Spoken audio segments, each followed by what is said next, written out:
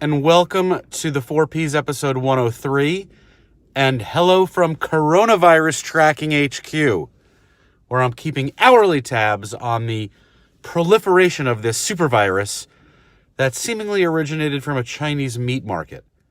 And for those of you listening on podcast, my apologies. Yes, I'm wearing a mask.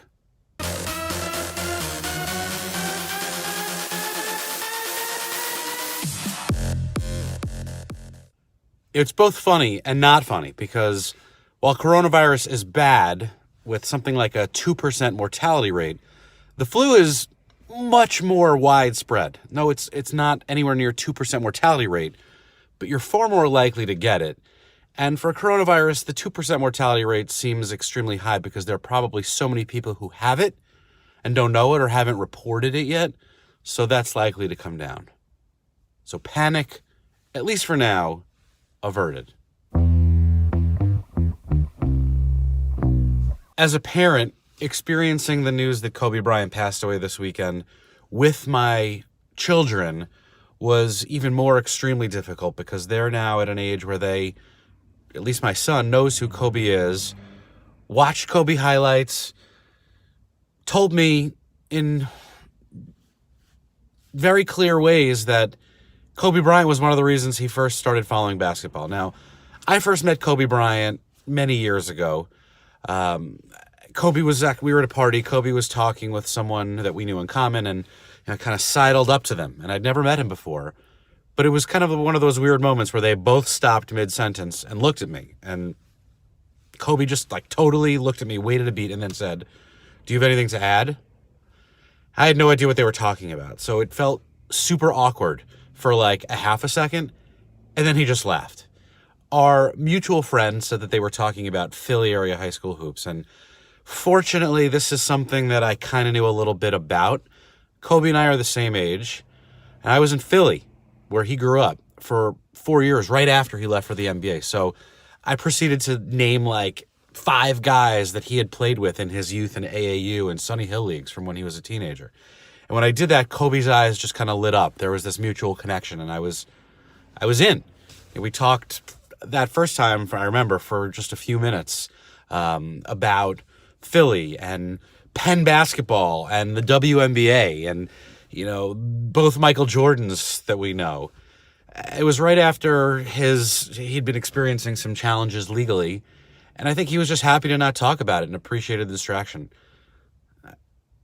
I watched Kobe and hovered around him for several years after that, and we maybe had 2 or 3 more conversations, but it was always at All-Star Weekend, and while he was less gregarious and outgoing than some of his colleagues, Kobe was clearly intelligent, intense, sarcastic, good sense of humor, but immensely talented.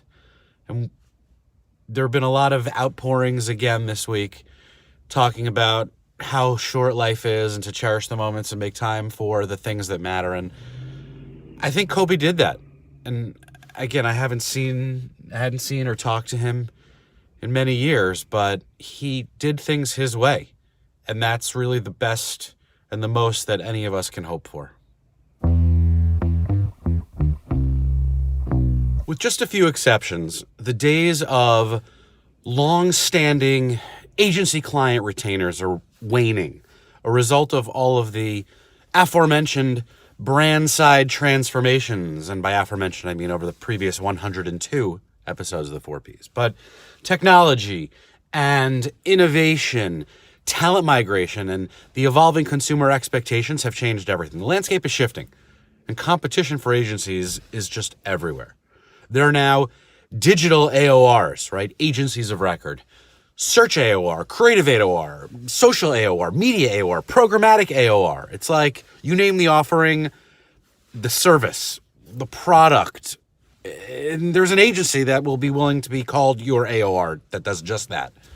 But how do you know what the right relationship model is? Simply put, as a brand, you no longer need an AOR.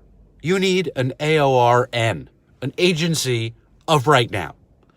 AORNs will work on a project basis, fill in the gaps as an extension of the client team, and can balance specialized and integrated service offerings. Perhaps most importantly, though, there are no sales reps at an AORN. That way clients are not paying for these unbillable overhead roles, which usually unbeknownst to them in the form of higher rates. The goal is to create the right custom solution as a partner. And if you feel like your content and strategy in-house teams need additional help, or if your current agencies just aren't cutting it right now, reach out right now. Welcome to Super Bowl week, the biggest event in sports. It's like the Super Bowl of sports, but also marketing. And there's probably greater interest in the TV commercials than in the final score and outcome of the game. Beer, cars, celebrities, animals, that's the usual fare that gets served in addition to 7-layer dip. This year, the terribly uncreative tone of some of the content that we've seen that come out, Mr. Peanut's death, for example, is a bit off-putting. I've always found mascots to be cheap gimmicks, but this idea felt even cheaper. On the opposite end of the cheap spectrum, Porsche, okay, not cheap, Porsche is back with a TV spot after 23 years, and they're doing it for their electric car, the Taycan. But this one, too, seems, impractical. Now, I very much laud the move to renewable energy and electric for all vehicles and car makers, just bottom to top. But Porsche isn't exactly a brand that makes a compelling case for mass accessibility, which is what the car industry really should be striving for now. Making everyone understand that electric is something that is important and viable. But wouldn't it be great for all manufacturers of electric vehicles to come together in some sort of scale play and take their case to the public for why and how this makes sense as a transition for the industry? That's a Super Bowl commercial that I'd love to see. I've spent the month of January talking not about the primaries, not about impeachment or attacks on the press or the failures of democracy. Instead, addressing the most important issues and challenges that we face as a society. Common sense gun reform, climate change in the environment, healthcare reform, and education. But so many issues come down to one root cause, and that's economic inequality. Now, I'm not an idiot. Economic inequality has been the basis for society since we evolved out of caves, right? And settled into civilizations. Serfs of the fiefdom, kings ruling over peasants. But some societies do a better job of balancing it out, not allowing the wealthy to get wealthier while the poor get poorer. And that's what's happening today, right? 80% of the wealth consolidated in the top 20% or some ridiculous proportion that's just going in the wrong direction. Is it going to be fixed with the current system? It's not. And too many people will live and ultimately die in poverty in our lifetime. But there are some people who want to mitigate this disparity, while others, those with wealth and power, are okay with the continuation of this trend. Selfishness and selflessness.